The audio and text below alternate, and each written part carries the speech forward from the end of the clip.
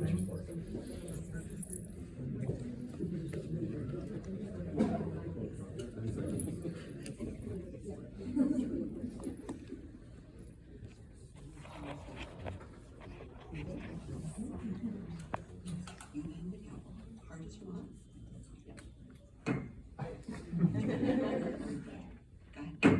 job. Would everyone please stand for the pledge?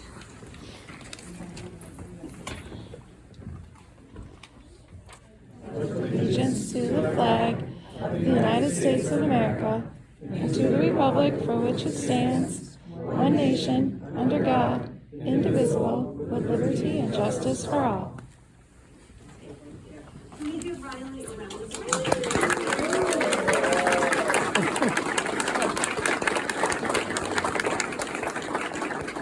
I asked Riley if it was okay if I asked her to tell us what grade she's in and who her teacher is. I'm in second grade and my teacher is Mrs. Console. And do you have a favorite thing about school that you want to share with us? Art. Oh, nice. Drawing, painting, anything in particular? All of it. All All of of it. We have awesome teachers, so yeah. Well, we have a couple of little things for you to say thank you. This is a certificate that you can put on your fridge or somewhere else special. And here's a fun little squishy star. So principals choose students for good character, and Riley is a living embodiment of that, so we're really proud of you. Thank you so much for being with us tonight.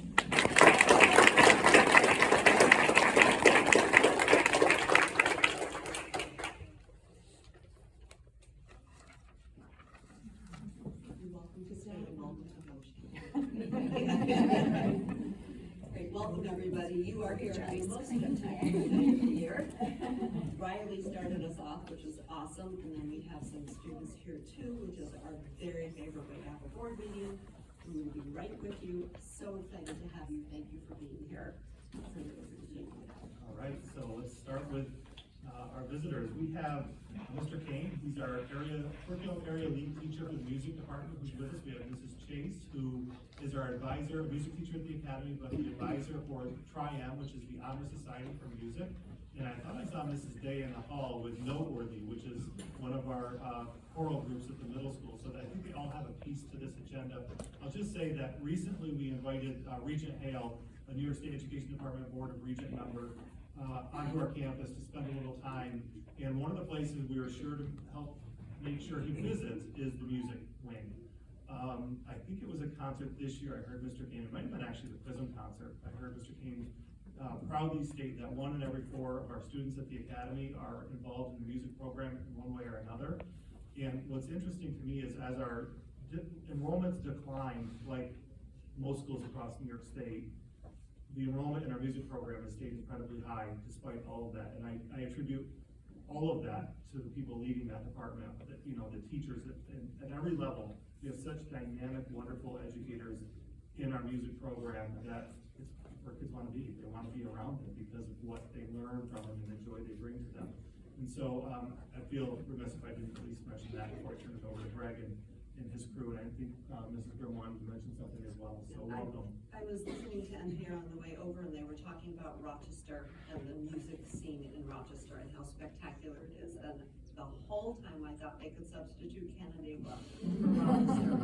Every single sentence they uttered, and they really had a focus on community and how music brings people together. So really proud to be part of this district in particular because of our music program, and happy to hear you talk. Go for it. All right, cool. Well, Jamie, you stole a little bit of my thunder there with some of the data, but to moms and dads who are here with Noteworthy, thank you so much for being here tonight, and to our Tri-M friends, we'll get to them in just a second. But hey, March is Music in Our Schools Month, and around our entire country, schools just like ours celebrate all the happy things that are happening in their music departments. I think in Canandaigua, as Jeannie just alluded to, we just have a whole lot to be thankful for when it comes to music education. We have really passionate teachers in all of our buildings, and as Jamie already mentioned, we do have really strong enrollment that I'm proud of.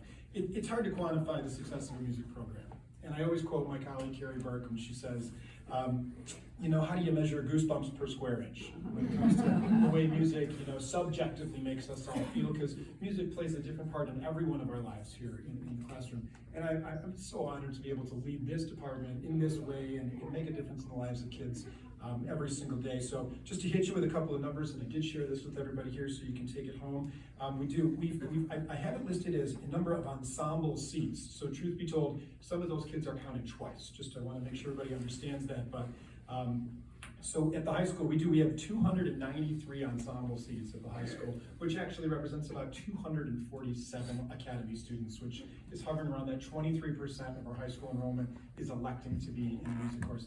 And that's just the curricular stuff. We even have kids in the musical who aren't even accounted for in that space.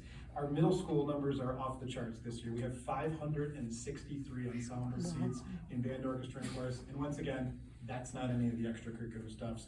And in just 2 grade levels at 4th and 5th grade, we have 521 ensemble seats between chorus, band, orchestra. It really is, it's an army of young musicians. We have over 1,300 ensemble chairs throughout the entire district. So hey, numbers don't tell the whole story, but it certainly feels good to be able to share all that data with you. We did have 44 kids represent Canandaigua in all county this year. 20 students went to area all-state, which is a 9-county regional thing that you have to earn a spot in. And we did have 1 student attend conference all-state this year.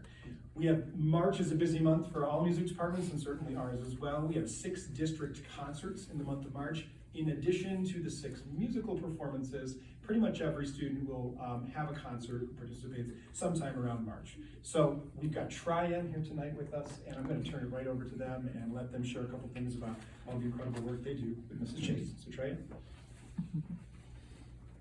Thank you so much. Good evening. I'm Diana Chase. I'm the faculty advisor for Canandaigua Academy's chapter of Triumph Music Honor Society, and I'm honored to introduce to you our 2023-24 executive officers. We have Jae-Shin Lian Liu, president. We have Ezra Dillon, vice president of membership. Cora Roller, vice president of outreach and events. Macy Scheckenberger, vice president of marketing and social media. Anna Stowe's secretary. And Ellie Martin, treasurer. And they're gonna each tell you a little bit about Triumph. So Triumph is an honor society, and it is a program of the National Association for Music Education, which focuses on creating future leaders in music education and music advocacy. It is the only music honor society in the middle school and high school in the whole country. Triumph recognizes students that have gone above and beyond, both academically and musically. It provides students with the opportunity to make a difference in our community through music. There are more than 1,800 chapters across the world involving more than 75,000 students in grades 6 through 12. Each year, students contribute more than 750,000 service hours to their school and community and raise nearly $1 million for causes they care about.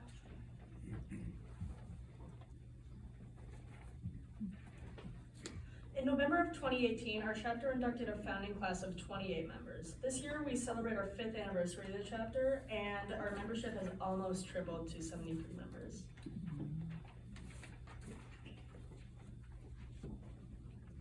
By joining Triumph, we are committing ourselves more fully to our school music program in several ways.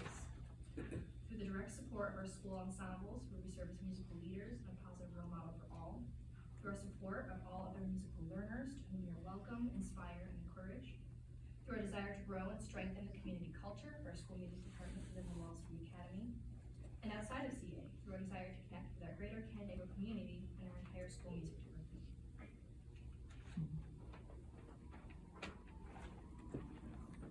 Our members have been carefully selected on the basis of scholarship, character, leadership, and service. The scholarship represents scholastic achievement and open-mindedness towards knowledge and truth. Their character emphasizes a devotion to high ideals and recognizes no barriers between people and diverse backgrounds. Leadership guides us to greater undertakings, and service encourages assistance and kindness to others. This month, our next class of inductees will be invited to start the membership process. To be inducted into our chapter, students have to apply and perform a community outreach performance or write a research paper on a musical topic of their choosing and maintain the academic requirements set forth by the national organization. Members attend monthly meetings and participate in various service events throughout the year.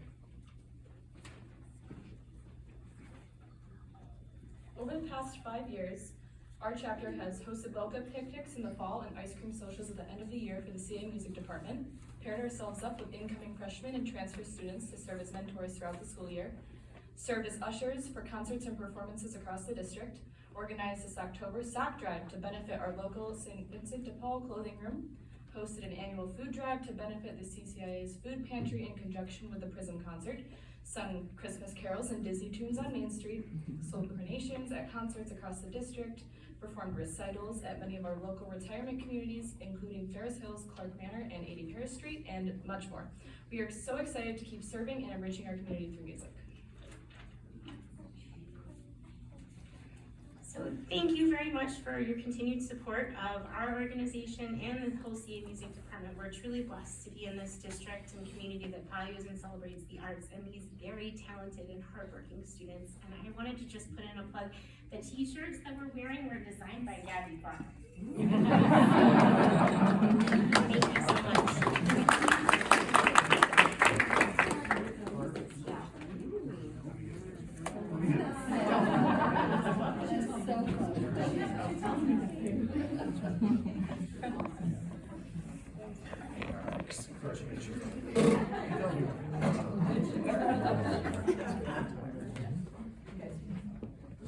All right, we're quick scenery change. Can I just say before they all leave, or they're leaving Triumph, you're leaving.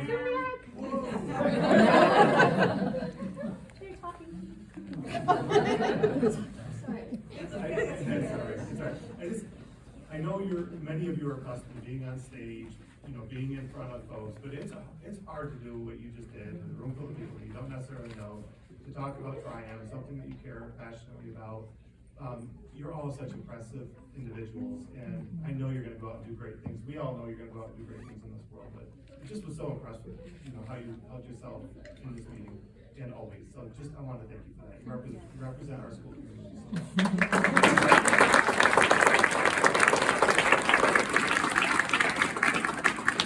Let's make some music. Yes.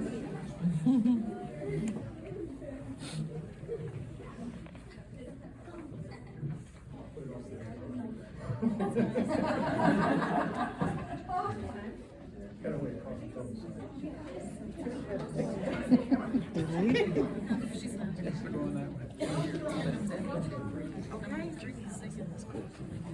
Oh, did she come? She's not here. She's like, probably because of a great way to find out about more meetings. Yeah. Well. It's a cute song. They had a concert last week. It's a cute song they're gonna do.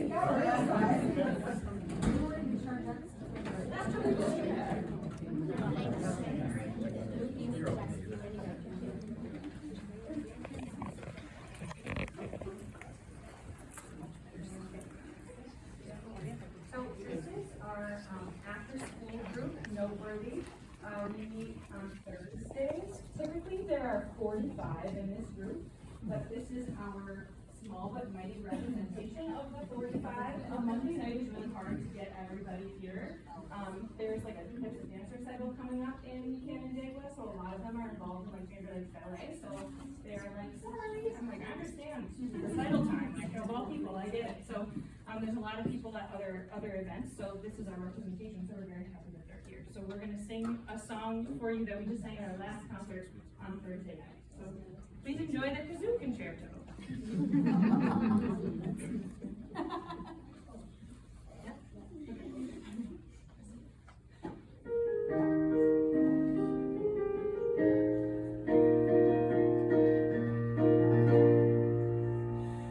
One day when I was feeling bored, looking for something to do, so I walked on down to the music store and bought a brand new kazoo.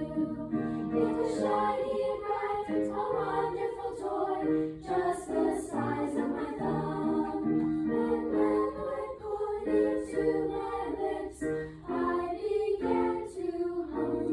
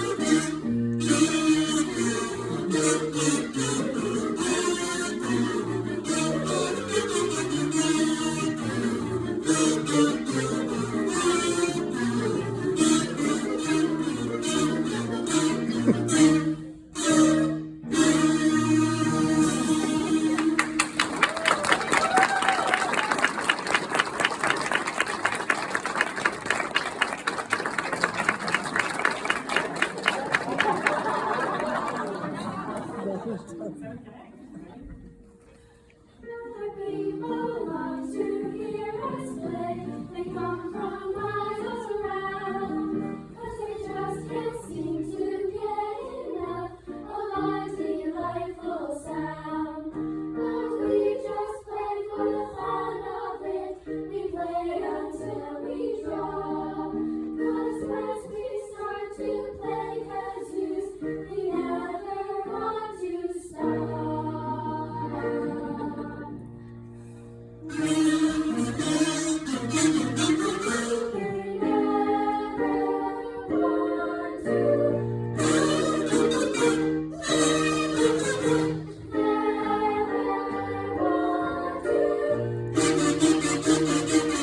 Don't want to stop.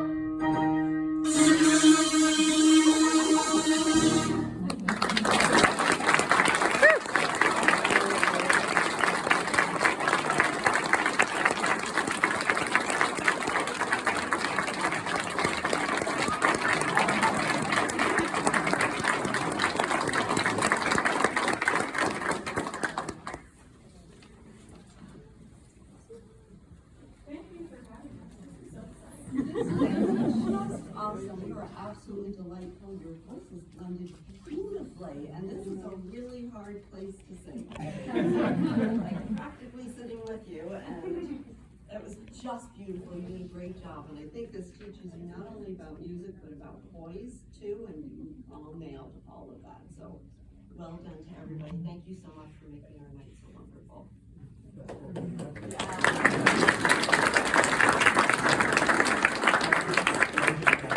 Going to a middle school concert is fun because it really feels like every middle school student's on stage. Every ensemble you have, every group you have, it seems like the whole school is in there. It's just fantastic. So not only do we have a lot of kids in our music program at the middle school, we recently had Beauty and the Beast, the musical at the middle school, which was phenomenal, double cast and outstanding. Were any of you in that? And I don't want to ruin Karen's, report, but the Academy musical also is running, which is also fantastic. So a lot of music opportunities for our students. Thank you for providing. Have a good night. You're welcome to stay, but you are welcome to.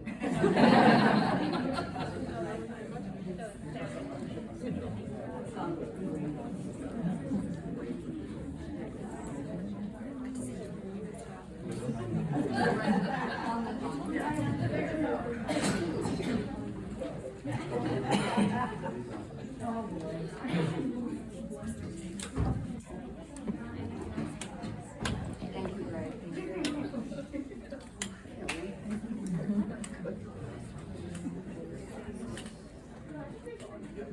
I'll ask if there's anyone here who'd like to be part of your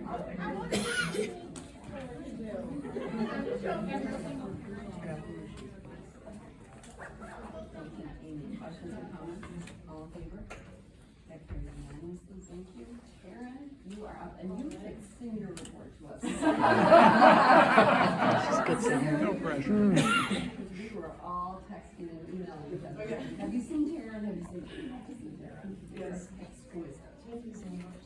So yeah, we did have the high school musical opening weekend this past weekend, and it went pretty well, I'd say. I mean, I'm part of it, but some of you guys had to see it, so it might be biased, but we also have another, this next weekend, we have 3 more shows, one on Friday and then 2 on Saturday, which are pretty neat if you guys haven't gotten a chance to check it out yet.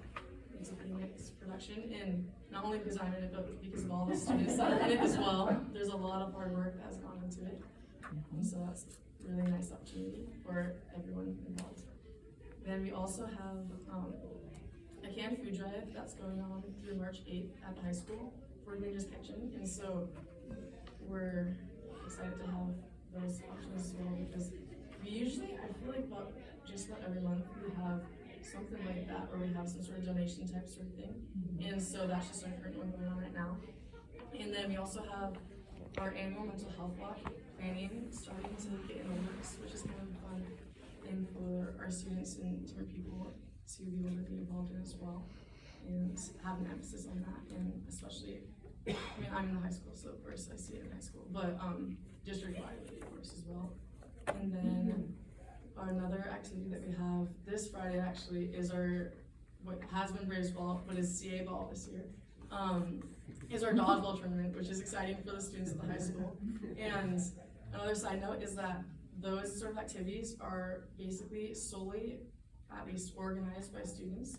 And so we had student Alex Chen, he's a junior, who helped to organize that this year and put that together and have that in the works. And we of course have wonderful staff and teachers that help chaperone that as well, because we can't do that without them. And in order to like host those activities, that we have to have a certain amount of people as well.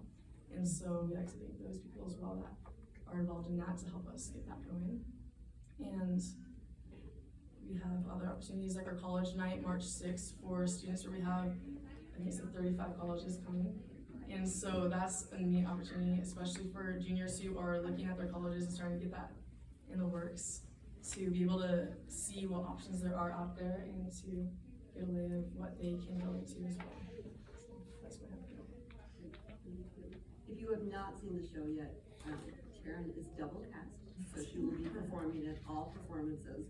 And we always get the most outstanding students as board reps, and you have kept that tradition going. They're students with excellence in academics and sports and theater and music, and you add great character into it also, so we've been really lucky to have you, and it was just a treat to see you on stage. So, yeah. To follow all that. No one wants to follow Tara. The music was fantastic, both casts, fantastic.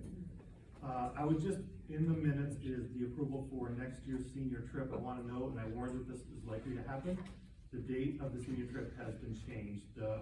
They changed it at the end of the school today, called an emergency meeting. And it will be now Friday, November 22nd through Sunday, November 24th. In the packet, it represents that October weekend that we had a suspicion might change, so it has officially changed. I just wanted to make mention of that before consent agenda, so you know those dates are changed. It's just the initial approval also. Two other, hopefully fairly quick updates. One is kind of an update where we are with the new nickname, mascot, logo, and branding. This week, our designer, Eric Rickball, will be meeting with the stakeholder group. So again, we have an adult stakeholder group that kind of covers all the bases, and we have a student stakeholder group that is large and mighty as well. He had already met with both of those groups to really ask questions and get input, and has gone off to design formal final logos. He will reveal those drafts. He has 7, I would call it 8 drafts that he will reveal with everybody, and just kind of get the feedback. What do you like, what don't you like? And he'll take that feedback and go back to the drawing board.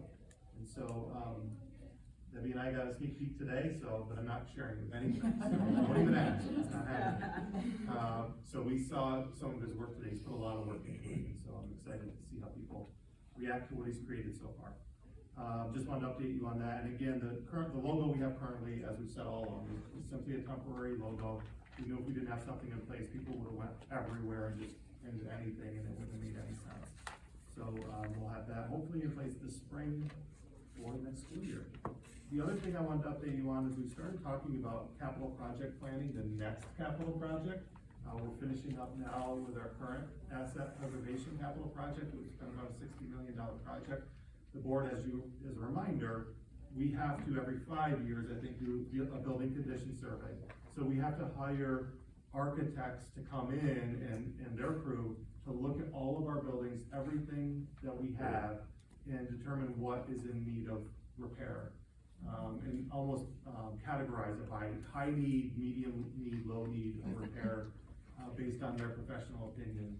And typically that process will glean a fairly thick document that needs to be done or should be considered being done. Ours, really, if you put it all together, is about $150 million worth of work. This project will not be that size because we don't have the money for that size, but the next project will probably be in the $60 million range. And we thank, Matt and the board for creating that capital reserve to make it hopefully fully funded soon, so that when we go out with this next project, it won't have any additional, need for tax, like an impact on taxpayers additionally. But I guess the reason I bring this up is we have a little bit of a dilemma in terms of, we have a lot of work that needs to get done. We have some work that we'd like to see done. But currently, the governor is saying that all schools need to transition to electrification of buses. So that current plan, that current law that's in place is we have to only purchase electric buses starting in 2027. And then our entire fleet has to be converted by 2035. Seems like a long way down the road, but when you're planning for a school, it's not. It is on our doorstep. And the infrastructure is not here. The infrastructure is nowhere in any school in the state. The supply of electric buses are nowhere near where it needs to be. It's an incredibly costly endeavor. I would estimate if we're going to, put this work into the capital project, it could be $10 to $20 million worth of that $60 million of work that we need to get done, which is a substantial portion. We don't know that for sure. We're in the middle of a feasibility study. We'll look at what our capacity is, what our, geographic boundaries are, how many buses we run, and they'll tell us pretty much everything we need to know in terms of the amount of electricity we need coming in, how many buses we need. But the parking lot, we'd have to run all kinds of electric there. We'd have to have a substation out by the road. All of these things are incredibly costly. And there's also simultaneously a lot of pushback from school districts and legislators for more time. That, okay, we understand that the state wants this, but it's just not feasible in the timeline that they put forward based on supply chain and the grid.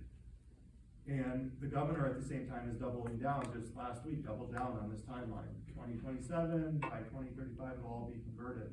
But we're hearing rumors that it might get pushed back, that the timeline might be pushed back, but we wouldn't know that probably until 2026, which is kind of the last possible minute. At the same time, we're trying to plan this capital project. So what we don't wanna do is commit $10 to $20 million of the work towards something that gets pushed back and is no longer necessary in the immediate. That's creating a very complex scenario that I think we would like to be able to do, and we don't know how to do this, but what we'd like to do is say, okay, this is the core work that we need to have done. And so we'll get that done, and then we'll either do the bus electrification work, or we'll get some of this other work that we'd like to see done if we don't have to do the bus electrification work.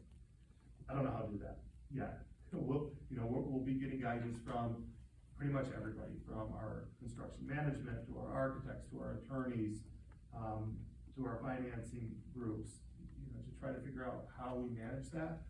But I share this because it's gonna be challenging. I actually brought it up at my superintendent meeting last Friday, and nobody had the answer to the question, how do we do this? And when I asked how many of you are actually doing work to make this conversion happen in capital projects, none of them except for one. There was one school that's jumping in and making it, and is going to try to do it. Everyone else is trying to push it off because they don't wanna use money unnecessarily. So, that's kind of where we are. Matt and Brian, did I explain that properly? Is there any additional detail you'd like to add to it?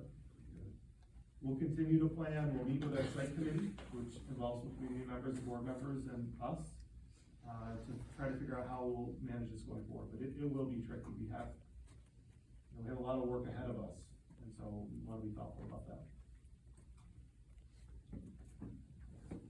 I wish I could remember the reliable source of the meeting I was at that they were talking about. It may not be even schools that are pushing back. I never thought about this. There are many bridges in New York State that couldn't handle the repetitive weight of the added weight of a bus with a battery in it. Yeah, there's a lot of different. Is that true? There's a lot of different information out there. I don't know about the bridges, but I will tell you, like parking lots, for example, the buses do weigh twice as much as a traditional bus. I think it's about twice as much as a traditional diesel bus. So parking lots would need to be reinforced a greater amount of rebar and base layer, just so they don't sink a little bit. And the other thing we were hearing initially was the lifts that most repair shops have aren't built to lift these buses. I believe ours is strong enough. There's some recent information we found on that ours could lift these buses for repair. But they do weigh more. I have not heard that specifically about just the infrastructure of bridges and things like that, but I I wouldn't be They're surprised. twice as much. Well, and they run at about 40 to 60% capacity in the cold climates. So when you have your range of where you can travel, when it's winter, that capacity is reduced to 40 to 60% of what the traditional like summer capacity would be. Because to heat the bus, it uses a lot of that power. So there's just a lot of concerns we have with it. Is it really feasible? I believe Rochester City Transit moved to electric buses. I think they're leaving them all behind. They're going back to fuel-based buses, not electric, because it's not working for them. What an expensive experiment. It is, and I maintain, maybe this is more than I've intended to say, I maintain that if this is something they want to do, they should focus on geographic regions in our state. That might make sense, where boundaries are much smaller, because we do have school districts with very tiny boundaries. They're not around us, they're all around the state. So experiment down there and build a capacity down there, and once you've proven and how, then expand. But I can't even imagine how this would happen in the Adirondack region, for one. So, it's just, we're gonna struggle with this question of how, we have work that has to get done. We have roofs that are failing, we have parking lots in some of our buildings, we've done some of the lots, and Mike, you're out there, feel free to chime in, I forgot you were out there, so, have I shared anything that you'd like to add, or is inaccurate? No, you're right there, the roofs, we have primary, elementary, and some middle school roofing that needs to be done. We have parking lots that are starting to fail pretty well, and we just need to pick up from where we left off with the last project and continue moving forward.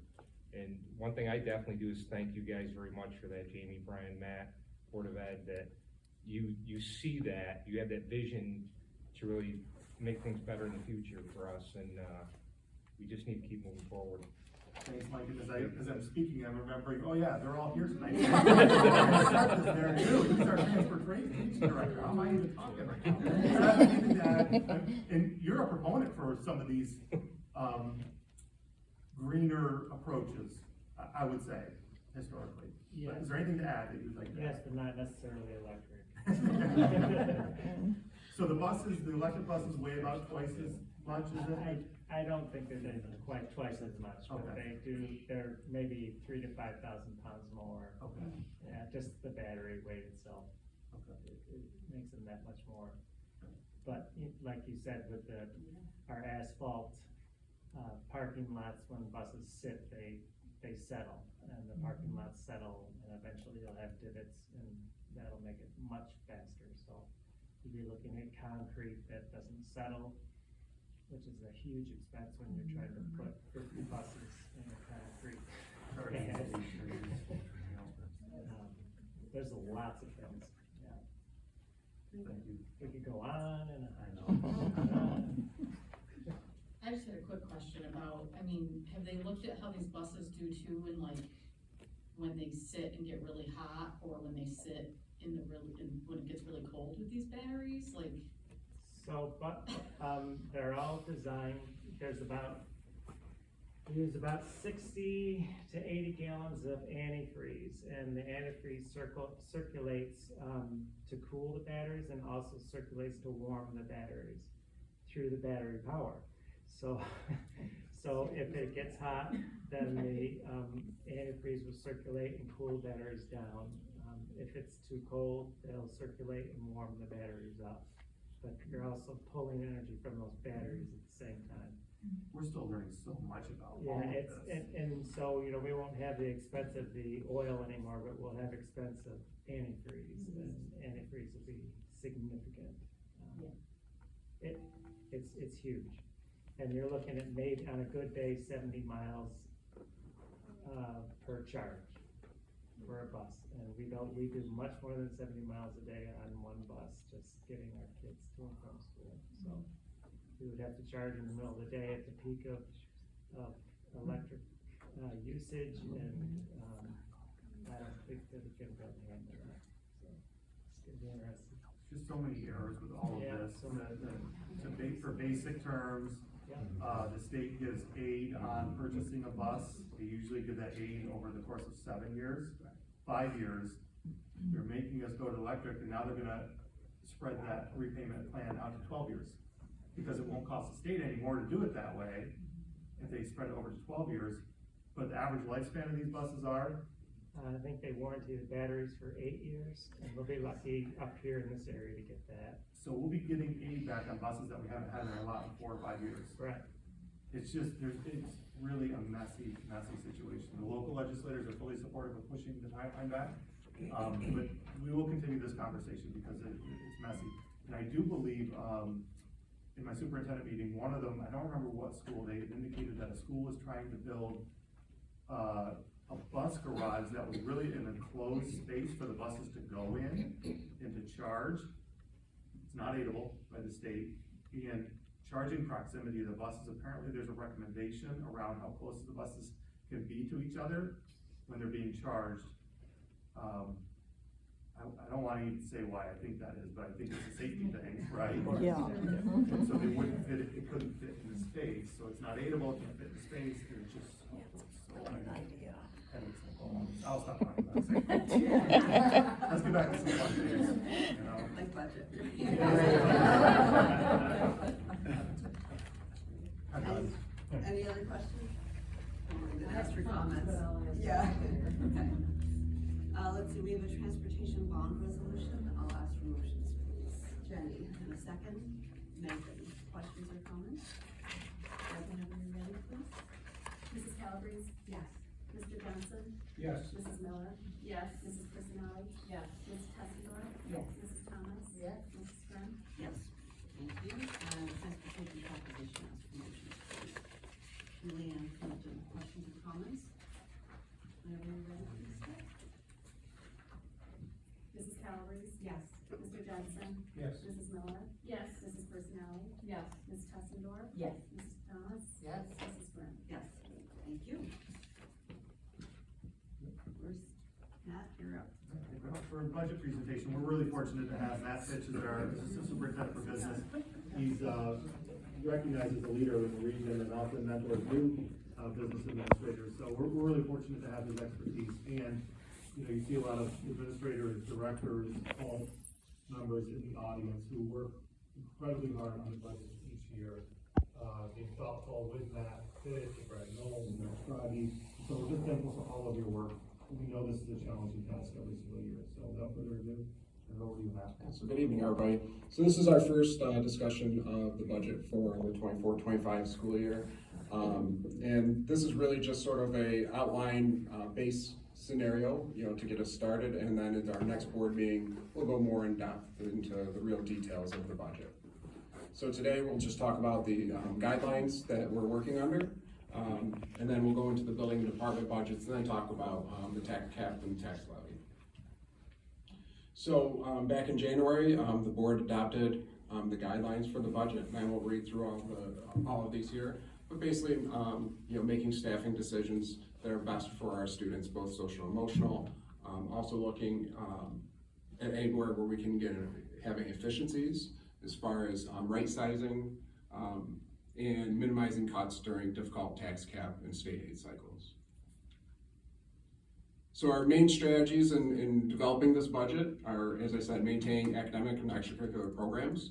Everything that we've done with each of our buildings and department leaders as we've looked at many different scenarios. Every single time we've reached out with them and worked is we don't want to reduce any academic or extracurricular opportunities for our students from year to year. So looking at what do we have, is there anywhere that we can gain an efficiency, where we can maintain, you know, our expenses from increasing drastically.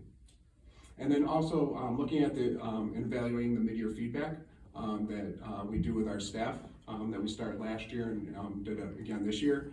Looking at those areas and determining how best, you know, the budget can help solve any of the issues that, you know, these the feedback provides. So staffing changes. So projected retirements, and just to be clear on this is retirements from all the way from July 1st of this year to prospective retirements for year end. So when we talk about 9 teachers, a couple of those teachers have already left and have been replaced, and then there's 7 teachers that are retiring at year end that we'll replace. For all of the retirements, we have, they're replaced in the current budget. So if a person's retiring, their position is being filled in this current draft of the budget. So in retirements, we have 1 administrator, 9 teachers, 2 drivers, a nurse, a senior computer services assistant, a monitor, and a building maintenance assistant. So this is on the lower end of the number of retirees that we've seen in a year, one of the lower numbers in the last few years. So we also ask each of our departments and buildings to draft a budget and what are their needs? What are the areas that they're requesting? So the first round that each of the buildings and department leaders created were, these are the positions that were requested as part of the budget. A school counselor, 2 interventionists, a psychologist, a teaching assistant, director of elementary instruction, a TOSA for our math and science implementation, since those are newer programs, and 2 special education teachers. So over the last couple of weeks and in the next few weeks, we'll work through as to determine which of these positions, if any, can be filled. So now I want to go through, we'll have each of the buildings principals and each of the directors of the departments speak a little bit about their building and supplies and equipment budgets. While you're going to see an individual slide with 2 numbers, of last year's number and this year's number, as you've seen in your packet, there's a lot of detail that goes into it. It's a lot of work on their part, their clerical staff, and the curriculum area lead teachers, grade level leaders. They put a lot of time into creating this. They're very thoughtful about it. And it's more work, I think, than most principals and directors in other school districts do in creating their budget. So, I'd like to start off with Mrs. Lowe.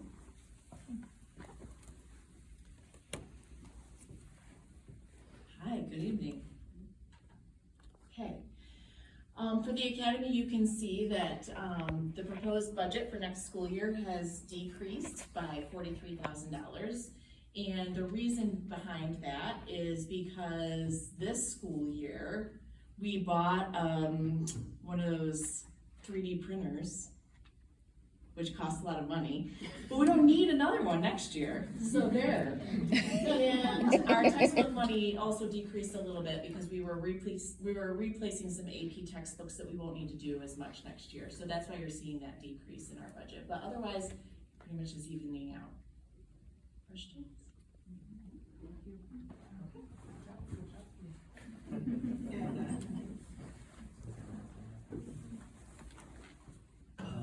Yep, we're going down to similar stuff.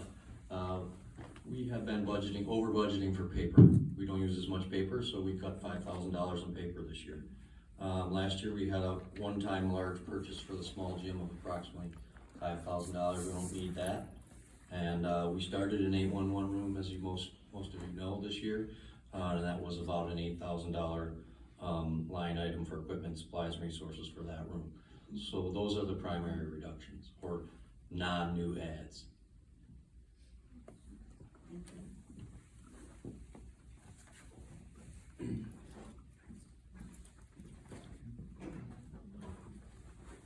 Hi everyone.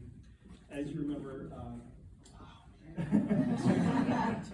the primary and elementary school, we combine our budget into one. Emily and I both work together to submit a budget for the entire school building to MapEdge. So the most significant increase we have in our budget for the primary and elementary school is a circulation desk at the elementary school library. Right now it's being held together with like contact paper and things like that. We've done a nice job of making it still look nice. I'm afraid what would happen if we took the contact paper off. I just want to be clear, we did over budget for the circulation desk. We are seeing this as a golden opportunity. If we do replace that circulation desk, we can possibly change some of the layout and maybe buy another bookshelf or something like that to go with it to maybe change that layout. So we did over budget for that.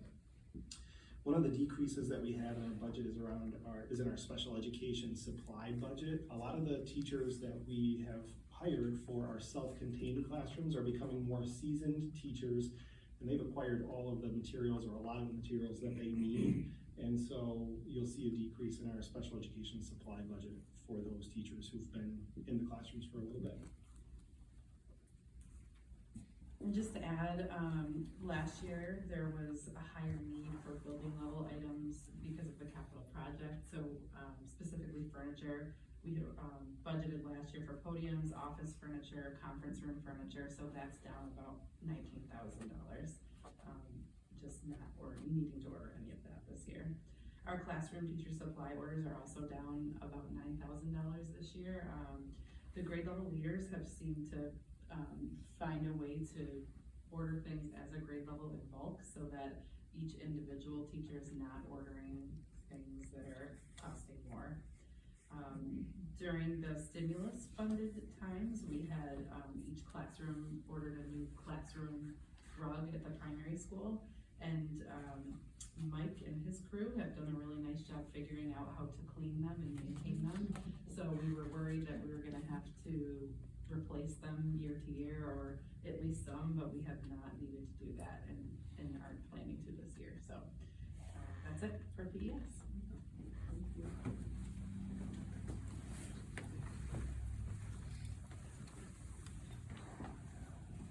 Good evening, everyone. It's an honor and a privilege to represent our special programs here in Canandaigua. Unlike many of our colleagues here tonight, I am here to discuss with you a significant increase to our budget to the tune of $950,000. All of this just to really be transparent as a result of an increase in our student placements for both out-of-district placements, whether they be at a private school or at BOCES. And those are in a direct relation to our students' needs, despite exhaustive efforts of our building teams to really problem solve with our district continuum. And they're really reflective of their needs in terms of increased mental health supports, not only for them, but to really maintain the health, welfare, and safety of not only themselves, but any of the adults and children that are working with them. Obviously, happy to answer any questions you have at this time as well, for specifics. Dennis, would it be helpful for the board to hear waiting list kind of concept, what's happening right now with out-of-district placements? Yeah, just to get an idea of the landscape, if you will, in terms of out-of-district placements for BOCES. From last year, we had 52 forecasted placements, and this year we're forecasting 56.4. Even though that sounds like not a large amount of increase in the number of students, anytime we're looking at those placements, when you're factoring in $100,000 for each one, it adds up quickly with all those services and supports. And the same for our private schools when we're thinking about placements at Mary Carriola, Norman Howard School of Holy Childhood. We went from 20 placements last year to 22 this year. So those two placements in and of themselves would also add to that budget as well. Can you anticipate they'll get in, or will there be a waiting list, do you think, for next year? Unfortunately, we have kids that are still waiting for placements right now that are in our mix that have, the CSE approved their placement even as early as last spring, and there are still students waiting. So we have to navigate that process. And the referrals really do reflect either they're imminently coming up at their annual review meeting, or they've already happened and the students are on wait lists. And it already factors in new entrants that had come back to our district to return to our district that we automatically assume financial responsibility for their programming. That just further complicates the whole ability to budget properly for it under the waiting list. Yeah, and anytime, just to further simplify, anytime we have an increase in those student placements that's not offset by someone exiting or graduating from a placement, we're gonna see an incremental increase in that percentage. So I hesitate to say exponential, but certainly incremental. Thank you. Thanks, everyone. Sure. Do you anticipate that continuing to increase for the foreseeable future? It's a good question. I think right now it mirrors the trend that we're seeing in terms of that increased need for mental health support, and it would far transcend what our current continuum would offer. So I would see that need increasing. It's interesting though, because last year our budget was fairly neutral, but it was due to that graduation rate and referral rate too being next to the same. So it's difficult to project based on that. And it's great to have Matt as a partner in this work because he really understands the fluidity of the programming and also how to make sure that we ensure, security so that we're provisioning as a district for all those unforeseen pieces as well. But just in my time here, while our enrollment rate might be declining, our classification rate is increasing, which is since my time interviewing for the position, when I was researching it, it was around 17%, and now we're probably north of 18% based on our current projections. So with that comes that proportional need for programming as well. You're welcome. Thanks, everyone. Hello again. We are down a little bit, the cost of a small instrument, if you will. Two things I wanted to point out would just be that several years ago, we had the opportunity to enter into a cross-contract negotiation with Monroe County BOCES, and that has proven to be a terrific opportunity for our school district to purchase new instruments for kids. The tricky part there is that their bids don't come out until well after our budget process is over, so that can work for us or against us. Some of the savings here that we see is a result of some of last year's numbers, believe it or not. And then the other thing I just wanted to share is of the proposed money, over half of that will be stuff in kids' hands on day one. So, hoping to be about that. Question?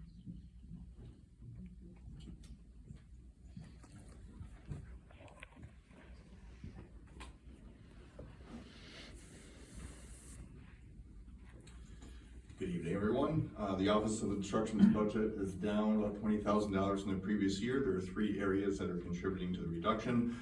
First, a reduction in the overall training needs, as was alluded to earlier. We've been able to provide our staff with the adequate amount of training necessary to implement a math and science program. So that was an initial one-time cost from last year that's coming off. We're also taking a look at maximizing our remaining stimulus funds to cover any needs going into next school year.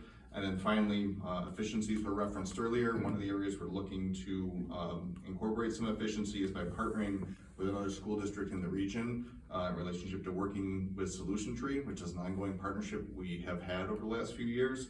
By working with the Lyons Central School District, we're hoping to run some of that cost through BOCES and potentially get some aid back on that where we had not been able to previously. So those are the three main areas contributing to the reduction, and if there are any questions, we will happily take them. Okay, thank you. Good. How is this going to say? I thought I was next. Last year I did too, just for the record. All right. Fortunately, my budget's, I don't know if it's ever gonna go down. Some of the budget increase that you see there is due to the large portion of my budget is through BOCES and all the purchases we make through BOCES for their services, technology services, and the devices that we purchase through them. So all their base services always go up every single year, so that increases the budget for us. Then also a couple years ago, when we started purchasing our devices through BOCES and went back into that instructional support COSER, with that, you get aid back for those purchases of the Chromebooks and workstations and things like that we buy through them, but they charge a yearly amount on those. So we weren't doing that before, and these large purchases of 2,000 devices the next year, then you get the service charges based on those 2,000 devices. So that just keeps increasing. I think next year, we'll be at that level where we're at our replacement cycle, so that will be the top amount, and then it should plateau off, but you'll see another increase next year because of those support charges. But we're getting the aid back on those devices. Also, devices in general have gone up since COVID. I was able to, it's sometimes hard because you're not purchasing devices at the same time as budget, so it lags a little bit, and the price increases that you see in the budget are really from price increases we saw last year. And that is probably a very large $80,000 worth of that increase you'll see is really just the increase of Chromebooks, laptops, monitors, everything that we buy just increased by a certain amount, just supply chain stuff. Several subscriptions that moved around, like there was a subscription that all the elementary school teachers called Raz Plus. That used to be in a different BOCES COSER, and now it's moved into my budget. There are several new pieces of software. You know, software is not cheap. Every single time you add something, it's several $1,000s. And then there's some things that we added for efficiency, such as the ability to automate all of our staff user accounts, so that that's more of like a security. We focused a lot about security, and one of the things is we're trying to automate everything we possibly can, and automating our creation and removal of accounts whenever you can eliminates the human error. And you know, that not only are those big projects for us, but they also, you know, the software involved in that has some cost to it. But security is a key at this point. And a little bit of a drop in our budget. Like John said, you know, he was using less paper. That means we're using less ink and making less copies, and we pay a BOCES charge for the number of copies that we make. So I was able to decrease that budget that was over budgeted last year to offset some of the costs, even though it's a substantial increase overall. Any questions?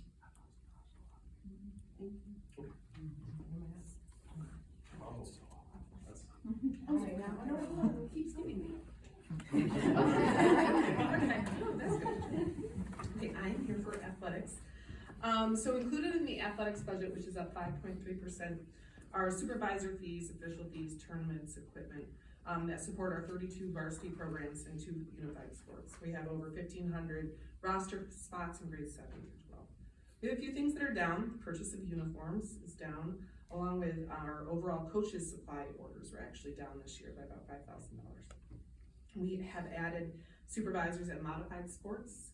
We have increases in contractual fees for officials and assigners. We added a new cheer mat in next year's budget. We have some fitness center equipment updates at the academy and middle school. And we're looking to increase our athletic training services to 5 days a week instead of 3 days a week due to concussion protocols. Our trainer services us 5 days a week, but he would have office hours in the academy now 5 days a week. So that was about a $3,000 increase for 2 more days every week. So does anyone have any questions about athletics? Thanks.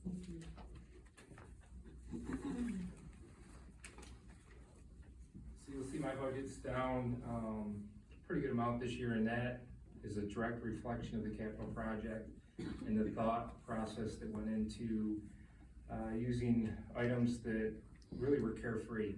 And I use that loosely because we still have to clean those items, but all the floors are rubber or tile, hallways are polished. So we do not have that cost for stripping and refinishing all of that, which is a huge savings as far as cost of material and labor. So that whole thought of that, or the process with the capital project really helped out. So, and again, I thank you all so much for that and moving forward too. So, questions?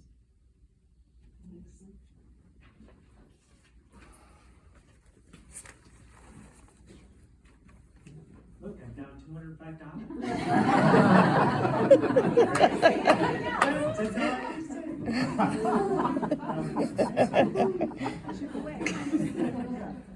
So we're anticipating that fuel costs are going to be a little bit cheaper next year. I say it's because of the elections coming up. They want to keep the prices low. But with that, we purchased that routing program last year or the year before, that transponder program that I was all excited about. Well, we're kind of expanding that again this year. We're working to put tablets on every buses that do turn-by-turn directions for the route that they're actually driving. But it also has an app, yay, an app that parents can have on their phones, and it will actually ding them 5 minutes before the bus is going to show up. It'll ding them when their kids get on or off the bus, and it'll actually show them a map of where that child got on or off. So one June, we're hoping to get it working by this, fall. I think it's gonna be a nice. We aren't working without it. We're working on it, we're not all the way there yet, but it's anticipated. I'm getting everybody excited. Of course, we can't help it, so that's what we're kind of hoping for, a lot exciting for us in the transportation industry, really, I think it's gonna be a game changer for a lot of issues that we deal with every day. Seth started to say parents can purchase the app. It's actually free. It's free, yeah. But now, based on the reaction, let's charge. Any other questions? This is not really the budget, but how does it know when a child's got on the bus? Do they have to swipe a Well, card? so in the grand scheme of things, if we go to that part, they will have an ID that they will swipe. We can still hook it, so the bus is followed with a GPS, and we can set that person up so it'll tell them how far away the bus is to their home. And they'll actually get that notification, so even if we don't have the IDs right away for the children, they can still have that notification, your bus is 3 minutes out, and they can set a notification for as much time as they want. A 2-minute warning, a 1-minute warning, they'll get those dings on their phones until the bus pulls up. It's kind of nice. That's exactly what I was thinking. And just to be It'll honest, offset I think what we're everything. finding is with the IEPs, it's Such a farce. the IEPs is challenging, because kids have to have them and keep them, and badge in and out of the bus all the time without losing them. If they lose a lot of them, they become an expense. So we're working through that. We think, maybe it's for primary elementary kids to have the badges, because they sometimes have their bus tag on their backpack anyway, and maybe you can incorporate the two. We're working through it, and we're trying to reach out to other districts that are using it, and what works, what doesn't work, and we'll try to learn from it, but it's an exciting program. But at least we'll hopefully have that other. You said these are iPads? Well, we actually had turn by turn, there'll be tablets that'll do like a TomTom or whatever they used to call them. So that's part of the transportation budget or the technology budget? Transportation. Yeah.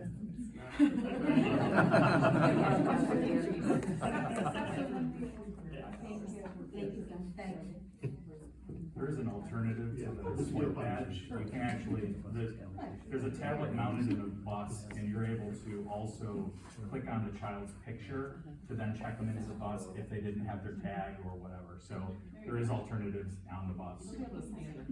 Yeah, that's just, even that's complicated. He's right. I mean, we've tested it with some drivers where they just touch the picture of the student. But that's one other responsibility for drivers. We have 60 kids behind them, so we're trying to avoid that. It's just, there's not a great answer, but we know the product is a quality product. Ready to continue? But thank you again, everybody, for coming out and working through these and presenting on them. I know the board finds it very valuable to hear your insight firsthand. So looking into where we currently are, and then into next year. So the current levy for the current school year is $51,098,000, and our increase from and for this year's budget was 2.4% increase, and our tax cap was 3.25. So we went under the tax cap by about 8.85%. Our projected tax rate when we presented this time last year was $17.49 per $1,000. We knew that was high because we knew that the town of Canandaigua was going through an assessment, with large increases, but we didn't know the number yet. When we adopted the budget and set the tax levy here in August, the actual tax rate was $15.09. So it's about $4 less per $1,000 than 6 years ago. The appropriated fund balance reserves for this year, just to give perspective, is about $1,477,000 that we're using to balance this budget. Okay, so when we look at next year, the tax levy limit is 3.19%. So if you look at the far right column, if we were going up chose to go all the way up to the cap, the tax levy would be $52,725,000. And we would need, in the current version of the budget that we have drafted, we would need about $1.56 million in reserves and fund balance to balance the budget. So similar amount, slightly higher than the current year. But traditionally, right after COVID, we've been at around $1.8 million. With a large increase in state aid last year, we were able to bring that amount down. So 1.56 million still within the realm of a comfortable amount for our budget size. If we were to go at a 3% tax levy increase, the amount appropriated fund balance would need to be about $1,655,000. And then I put in the 2% example, because we have the 2% cap, of course. So if we went at 2%, we would need to appropriate a little over $2.1 million to balance the budget. That would be by far the highest that we've ever needed to use. One of the drivers of the budget, you've seen the department budgets, most of them are going down. There's a couple with significant increases that we're chasing. We also have salary and benefit increases on the expense side. And then on the state aid side, you may be seeing all of the news out there about the foundation aid and what's in the governor's budget. We are on the lucky side of it in that we're not one of the schools with a negative foundation aid calculation. You're probably seeing neighboring schools of us with $1 million up to $2.5 million decreases in state aid for next year. We have a slight increase. The difficulty that we're facing right now is that we're fully funded. The entire state is now fully funded for the first year in foundation aid. Next year, using that formula, we should get about a $550,000 increase. With the governor's new formula that she is projected, that still needs to be negotiated, we're at about a $200,000 increase. So it's about $350,000 short of what the calculation actually says. So the state will go through their negotiations on that to see where they finally end up. And we probably won't know, looking at their calendar and their meeting dates, we probably won't have an updated state aid number until after our budget's required to be adopted. So I assume the state will have a late budget. Could be wrong on that. Could be a pessimistic view, but that's sort of the thought in the industry. So really these are just some options to, for us to sort of create an outline of where we currently are. Over the next 3 weeks, we'll continue narrowing down the budget and come to you with a first draft. And I wanted to see, Jeannie, did you want to pull the board on? Yeah, so as we usually do at the end of this meeting, just so that we can give it's not a decision, but some guidance. You just go around the room and see of those 3 scenarios, sort of where your comfort level may be. If I could just add one more piece to this. We've talked for several years about how it's, we're looking not only for next year, but the long term.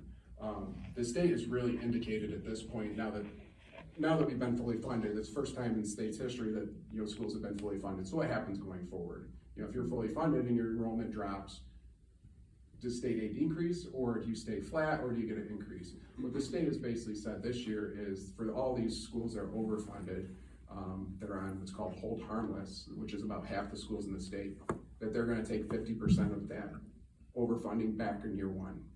So that's where you're seeing the $1 million, $2 million, $2.5 million reductions. So while we are still have an increase in our foundation aid, schools are getting closer and closer where any given year, it could not be an increase, it could be flat or a decrease if the state continues with that. So just keeping that in the back of your mind as you go through that process, as to how we'll need to move forward. That it appears if the state continues with sort of what the governor has proposed, that it's going to really rely on the tax levy going forward to balance budgets. Thank you.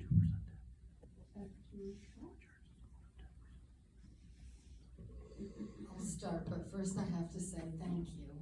Thank you. I sort of wish John were here because John and Jeannie and I are the only ones that sat through the very painful budget presentations years ago, that all of the stuff that we got in the support documents, it was all up there tonight, like every single line. And you guys doing all of that work, and then even more than that, boiling it down to an elevator speech for each one of you is just like, I can wrap my head. I'm not a numbers girl. I can remember this. Like, I can't remember the numbers, but I can remember the broad strokes, and that's really important. So thank you very much for doing all that work and for charging them with doing all that work. So, My opinions don't change. I would be very comfortable going at the max. I'm pretty sure I'm in a column all by myself. I can live with that. So, you know, again, I will support anything that is the will of the board. I just want to make sure that as we can't predict what the state is going to do. It's not, for me, it's not about this year. It's about next year and the year after, and the kids that are in second grade having a senior year that's the same as our kids and you, and that's what I worry about. Okay, you don't have to be in a column by yourself this time. I last year didn't want to do that because inflation had been bitten into everybody pretty hard, but we have it more or less under control. I, being an economist, hate to see us taking lots of things out of reserves. I really like it when Matt's able to keep things there. And like Beth, I worry that you all have done an amazing job, obviously, with trying to figure out where you could keep costs down or reduce them. And as a taxpayer, I really appreciate that. But I also know that it's hard to, year after year, be asked to do more with less. And there's a point at which I think staff and faculty probably are reaching it gets difficult. And I know you guys are trying not to cut any programming, and I love that, but we also know we have more need. And I want you to keep those advanced classes, but I also don't want everybody to have giant classrooms, because that's not great for anybody. So, sorry, I'll stop talking. I'll just go with Beth. I'll go with Beth and Jen. I have more concerns about future years than I've had in a really long time. For that purpose, I'd like to go on with the hiring. I'm in that column as well. So nice to I think I was in that column with you last year, but maybe I was, maybe not. But yeah, the future looks really uncertain. And I hate to see us taking more out of reserves than we absolutely have to, given that it feels like there is a increasing chance we're gonna need them more and more as we go farther out. And I think that the experience that our kids have and the education our kids get is one of the most valuable resources in our community, and I don't wanna see that change. I'm with you too, Beth. I agree that, not knowing what's coming in the future, as a parent, I have one in every school. So, you know, I want for my youngest what my oldest will get, and, same with, you know, any other parent out there. I want for the younger ones to have what the older ones would get too, and I think I don't want to deplete too much. So I think we have to aim higher this time. So I think we need to aim for the highest. And go with that. So this is gonna sound like a broken record, but I do think this is. I mean, we did last year, we did go down, we didn't go out of the max last year, and I think that was for good purpose. This year, I think it would not behoove us to not go out of the max. I don't wanna repeat the idea that the future is uncertain, but, you know, I just did, so. It is troubling, and there's just so many unknowns in the news cycle Matt referred to. It is certainly worrying for our neighbors, and to speak to some of our neighbors and kind of get a sense of what the concerns are. And so I don't know how long we would be able to hold this off, given the district's trend in terms of enrollments, but it's certainly concerning. If we can start to push this down the road further, it'd be better for all of us. I guess that leaves me. No, I'm with you too on the high end there. Obviously, where we need to focus is on special programs and technology, and that's the world that we live in today. And I would like to see the reserves maintained as much as possible for the future. And I also agree with going out to the largest amount. And my kids are older. My son's going to graduate next year, but it is one of the most important things in our community is the education we provide and the special programs and everything that we do, the character education. and that comes at a cost. And we have an excellent school district and just wanna keep that.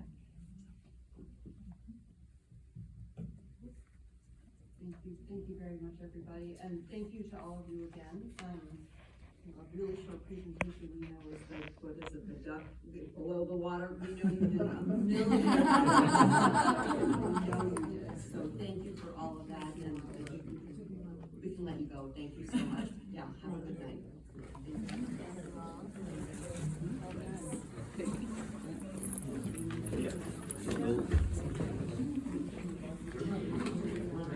I have a feeling enrollment's gonna take a dive. This coming. Let's go and put this down. We have a consensus agenda that has changed that Jamie mentioned in supplemental. Second, any questions or comments? All in favor? Unanimously, thank you. Audit, please, Malcolm? We met Friday and Matt provided a majority of our meeting right there. Being privy to, sort of a preview of some of those budget factors and particularly the out-of-district placement costs and the increase there. Not to mention some of the factors that Matt mentioned relative to employment costs and benefits and so forth. It certainly is, I just applaud the district for not only the care it takes, but also the work that goes into preparing not just the current year, but the snapshot that looks out 5 years. And while we can't, again, see the future, it certainly is enough to make us all a little concerned. So I want to thank Matt for that. Yeah. Thank you. And policy back? So we met last week, spent a little time talking about the policy for field trips and excursions and the request. Caroline left. I can't thank her. She has been doing a lot of work. We're really not changing the policy at all. We're working on the approval forms and the R thing. Regulation. The regulation. But the stuff that we get to see, trying to clean it up so that, like, we see, in my mind, we see stuff from coaches, and we see one after the other. And to us, it seems so straightforward. And for some of these coaches, it's the first time they've done it. It's they did it 3 years ago and they can't remember how. Anything that we can do to make it simpler for them so that the information that we get to put our approval on is actually good information, I think is gonna be really helpful. So, I think the plan, Deb, is for in the future, they will get these copies, yes? Yes. Our thought is it isn't really anything that we need to approve. We're looking more for a consensus. We don't wanna leave anything out. If there's something in the packet now that you really want, we will certainly, we don't wanna pull that out, but we also don't, everybody's nurse's form is the same. So do we really need to see that in every single packet? So those kind of things, Caroline and Deb have just done a great job of trying to pare it down a little bit and make the fonts bigger and the information more efficient and the pages less. Which I always really appreciate. Thank you. And Matt, CIA, please. So at our meeting on Valentine's Day, we had 3 updates from a couple different program review processes. Our library, physical education, and music departments are engaged in their program review process. So typically, as they're engaging in that process, they give us a midpoint and then a final set of recommendations in the May-June timeframe. So we got a status check of where everybody is at there. We also had a course name change request and a professional development update from Chris. Great. Thank you. Anything else? We're all set. Ask for motions to adjourn, please. Jen? Milton? All in favor? Thank you. Good night, everybody. I let you stay for a minute. Hi. How much did you miss? Excited to see Claire there showing. Yes, maybe, finally got that done, yes, we really